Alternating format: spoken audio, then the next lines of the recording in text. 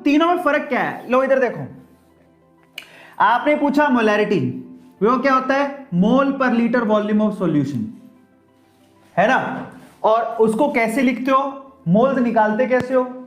एक तो ये उल्लू के पाठे का कैमरा ब्लर हो जाता है, तो मोल्स कैसे निकालते हो? Given mass by molar mass into volume. तो फाइनल फॉर्मूला ये है। अच्छा, कोई पूछे नॉर्मेलिटी क्या होता है? नॉर्मेलिटी होता है इक्विवेलेंट पर वॉल्यूम। इक्विवेलेंट कैसे निकालते हो?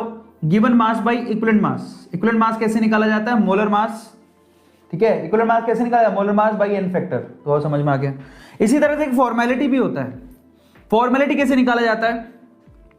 आपको फॉर्मेलिटी के लिए यहां पर आपने क्या लिखा?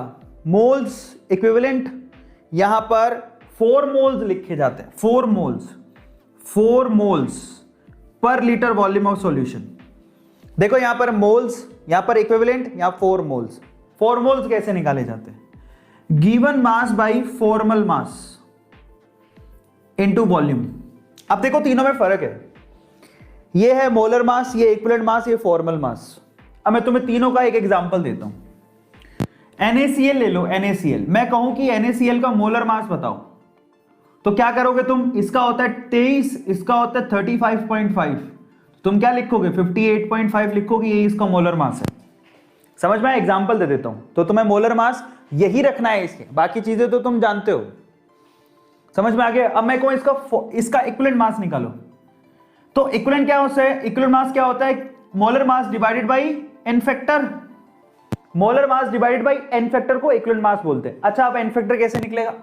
सोल्ट का अगर आपको एन फैक्टर निकालना है, तो सोल्ट पे जितना पॉजिटिव चार्ज या फिर जितना नेगेटिव चार्ज होता है, वही उसका एन फैक्टर होता है। अब आप बताओ कि NaCl में टोटल पॉजिटिव चार्ज कितना है? 1, तो उसका एन फैक्टर कितना होगा? 1। तो 58.5 को डिवाइड करोगे 1 से, तो इसका मतलब इसका इक्विवेलेंट मास ये रहा। और यही आपको कहां पे रखना है? यहां पे। अब आता है फॉर्मल मास पे। फॉर्मल मास का मतलब होता है फॉर्मूला मास। फॉर्मूला मास आपको पता है, NaCl का क्रिस्टल तुम सॉलिड स्टेट में देख के आए थे, याद हो तो तुम लोगों को। NaCl का क्रिस्टल लैटिस कुछ ऐसा होता है। एक यूनिट सेल के अंदर अगर आप ध्यान से देखोगे NaCl कैसे होता है, आपको पता होगा कि Cl तो यहां कॉर्नर पे होता है, जानते हो, ये Cl है, Cl माइनस, और Na प्लस कहां होता है? यहां पर। याद है या भूल गए हो? ये आपको पता होगा।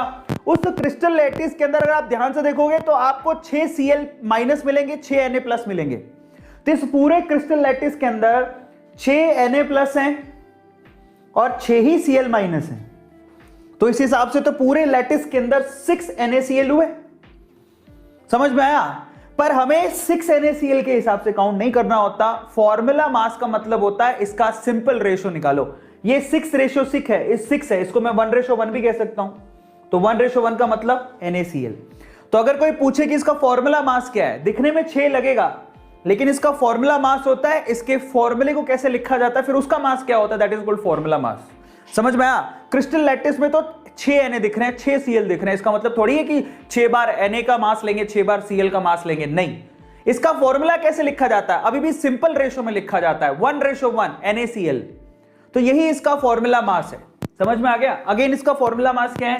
58.5। अब मजे की बात देखो, NaCl की मोलर मास, इक्विवेलेंट मास और फॉर्मूला मास सारे सेम है ना? मजे की बात। तो अगर NaCl का वेट और वॉल्यूम सेम हुआ, NaCl सॉल्यूशन का वेट और वॉल्यूम सेम हुआ, तो उसकी मोलैरिटी, उसकी नॉर्मेलिटी, उसकी फॉर्मेलिटी सब सेम होगा।